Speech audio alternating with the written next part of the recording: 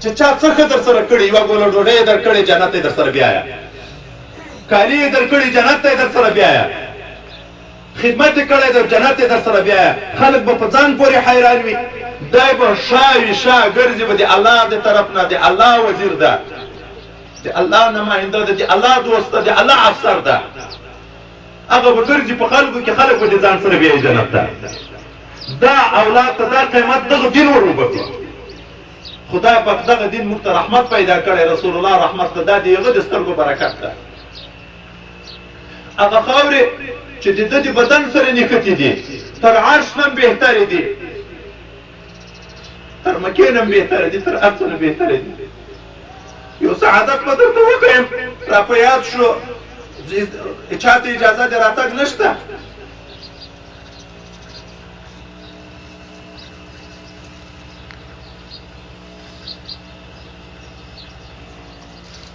دا یو ټوکری ده ما ته راغلی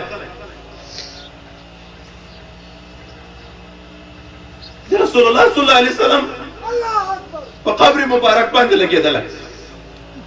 چې هغه خادم خاص هلته دننه د پاچا په اذن ورغلی د صفایي دپاره خپل پټکی یې پوهیلی او بیا یې ټوټې تحفې اقاربو ته دنیا ته رالیږلي دي څو شپې مخکې را رسېدلی هغه ما ته تلیفون کې ویلي څو شپې د ما سره کېږي الله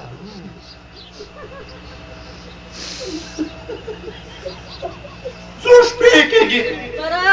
څوارلس سوه کښېنه جذبې مه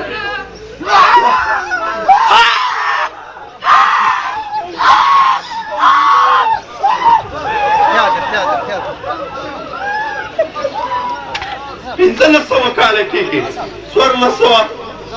اووه ویشت کاله کښېنئ په ځای باندې ازدحام جوړېږي کښېنئ اجازه نشته بس نن یې داسې خوشبویي ده چېرې دنیا کې تاسې وګورئ دا هغه عزتمن ذات خدای رالیږلی چې په هغه باندې د ده په خاورو باندې دا قوم نیکبخته ګورئ دا د رسول الله د قبر جامه راغله ډېره به بېادبي وي ډېره به خدای نه خفته ناشکري وي چې د دغه مجلس قدر ونه شي هغه ذات راغلی دنیا ته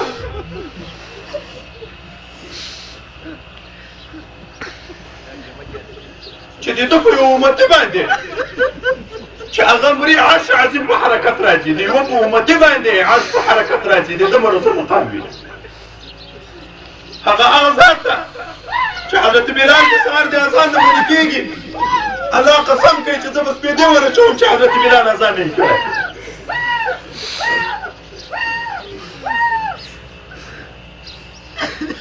دا رحمت للعالمین د انسان نه انسان جوړ کړی ځان قیمتي شو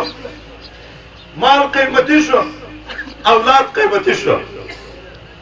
خو هلته چې د دغه نعمت قدر موږ وپېژنو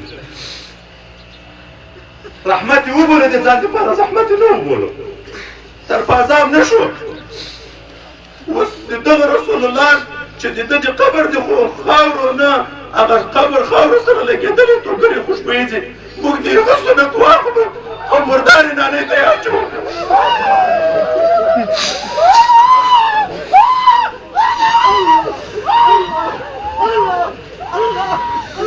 کښېنئ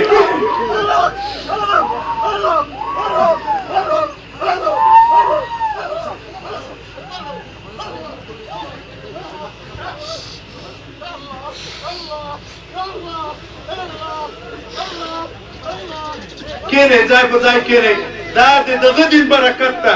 چې په ستروزو باندې په 10 کاله کې به څوک دغه چغې ته ونه رسېږي د ده د حبیب په خبرو باندې خلک اختیار نه وشي